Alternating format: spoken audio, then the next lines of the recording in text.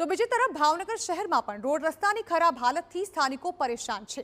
બીમાર અને ખખડધજ રોડથી શહેરીજનો વેઠી રહ્યા છે મુશ્કેલી। ભાવનગર કોર્પોરેશન દ્વારા છેલ્લે કરેલા સર્વે મુજબ શહેરના 114.96 કિલોમીટર લંબાઈના કાચા રસ્તા અને 891.4 કિલોમીટરના પાકા રસ્તા કોર્પોરેશનના ચોપડે પાકા રસ્તા ગણાવાયા છે।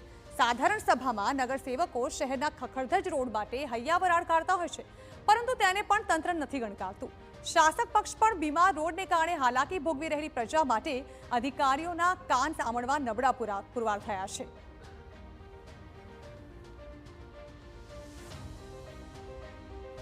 કહી શકાય કે એવા વરસાદમાં જ મસ્ત મોટા ખાડાઓ પડી ગયા છે, રોડ તૂટી ગયા છે। ખાસ કરીને તો એ પણ વાત કરવી છે કે જે હમણાં જ 1 વર્ષની અંદર જે રોડ બનાવવામાં આવ્યો છે તે રોડમાં પણ બહુ મસ્ત મોટા ખાડા પડી ગયા છે, ત્યારે રોડ વિભાગનો આ ભ્રષ્ટાચાર ખુલ્લો પડી ગયો છે।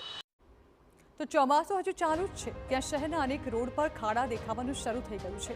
શહેરમાં ગયા ઉનાળામાં નવા બનાવાયેલા રોડ હજી સુધી ગેરંટી પિરિયડમાં હોય, પરંતુ નબળી રોડની ગુણવત્તાના કારણે નવા બનાવેલા રોડ પર ખાડા દેખાઈ રહ્યા છે।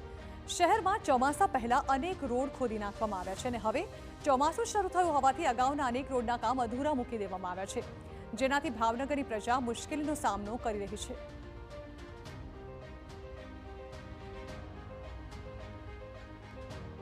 ખરાબ થઈ ગયેલા છે, ખાડા મોટા મોટા થઈ ગયા છે।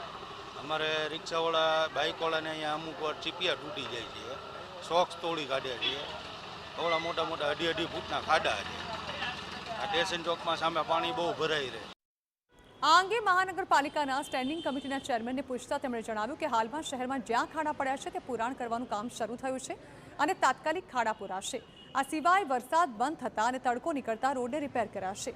પ્રજાને સમસ્યા ન થાય તેના માટેના પ્રયત્નો હાથ ધરવામાં આવશે। રોડમાં ખાડા પડવાનું કારણ એવું છે કે જે પદ્ધતિથી વરસાદ આવ્યો છે કે સવા કલાક 1.5 કલાકમાં જો આટલો વરસાદ પડે તો એક આ રીતનું દ્રશ્ય સર્જાતું હોય છે, પણ એના કરતાં વિશેષ એવું છે કે જે રોડની ટાઈમ મર્યાદાઓ પૂર્ણ નથી થઈ એ લોકોને અમે ધ્યાન ઉપર મૂકી દીધું છે। એ લોકોને પણ જે ટાઈમ મર્યાદા આપી છે અમે એમાં નથી થયું અને ચોમાસા પછી એ લોકોને જ ફરીથી રોડનું સમારકામ કરવાનું રહેશે।